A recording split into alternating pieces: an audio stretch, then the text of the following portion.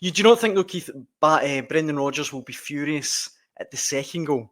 Because I know you're talking about the break of the ball, and you're right, Celtic needed things to go their way, but what they don't need to do is leave someone like Harry Kane completely unmarked. I mean, and again, what a finish. Left foot, It's a good finish. It's one you expect Harry Kane to take. Aye.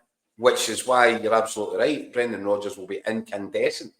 And it wasn't as if they didn't get a warning. They got that warning towards the end of the first half when Kane slipped to the back post at a corner kick, and you're expecting him to score. I think he found the side netting with a header. But as he scores the second goal, if you see Carter Vickers is marking inside, and he's completely shocked when he turns around to see Harry Kane unmarked at the back post for the finish. And he puts his hands out, he's gesturing. Somebody's not doing their job there. And do you know what? I watched it. I couldn't quite figure out who it was. No, me neither, I know. Maybe you just have to hand that to Harry Kane. He's an expert at his trade, isn't he? This is why he scored all the goals he has at the very highest level of the game. He knows how to drift in and catch defenders off guard and get round the wrong side of them. But yeah, and I wonder what the video analysis will look like at Lennoxtown tomorrow when they're pouring through that, because it's bad enough you let them get to the back post once unmarked, and you would have thought after that, and it was a kind of close shave, that more of a sort of focus would have been on make sure that doesn't happen again, and it happened, right at the start of the second half, and that effectively knocked the wind out of everybody, I think, because I think everybody realised, even the crowd, it's going to be almost impossible to come back from this. Mm-hmm. But do you know what? This is Celtic on European nights, under the lights.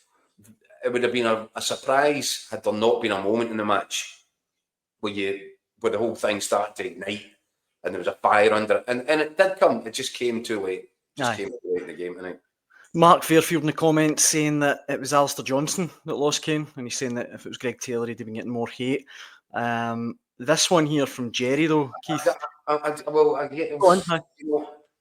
Should Alistair Johnson be the guy that's given that detail? That role, the penalty box marking Harry Kane. By the way, I think Alistair Johnson had another really, really good night tonight. Yeah. But defensively and in terms of physicality, do you really want Alistair Johnson on Kane? I don't know. Maybe we're splitting hairs. We're talking about it as I know it was me who said it, but talking about it as if it's easy to mark Harry Kane. Do you know what I mean? There's a reason why he's Harry Kane.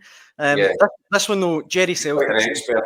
He says Celtic were robbed tonight. The goal after 25 seconds should have stood. I don't know about that, but he says we were denied our penalty. What did you think of the Engels incident, Keith? I'm afraid, look, that's clutching at straws as well. The bottom line is that I thought the officials were excellent tonight. And they've called all the big decisions correctly. The one thing that I would say over the Celtic penalty decision was, and Des Roach, our resident referee, got in touch to say similar, what were VAR doing? I know it took so long. I think it's a really good spot. So obviously in the first instance, they've worked out that Engels wasn't offside. So he's coming from an onside position, and then they've said, well, you need to look at the foul. But VAR should have checked out the angle, because as soon as you saw the angle, I think it was from behind the incident, you can see that the big man, Upamecano, he's actually in control of the ball. When Engels' foot comes in from the side, he's got the touch and he's going away with the ball. And, unfortunate. And when you look at that, absolutely, I remember looking at it when you first realised that Engels is onside, you think it was a penalty kick. Yeah. But when you see the other angle from behind the pair of them, you can clearly see that Upamecano has actually got the ball under his control and is kind of running it out towards the touchline.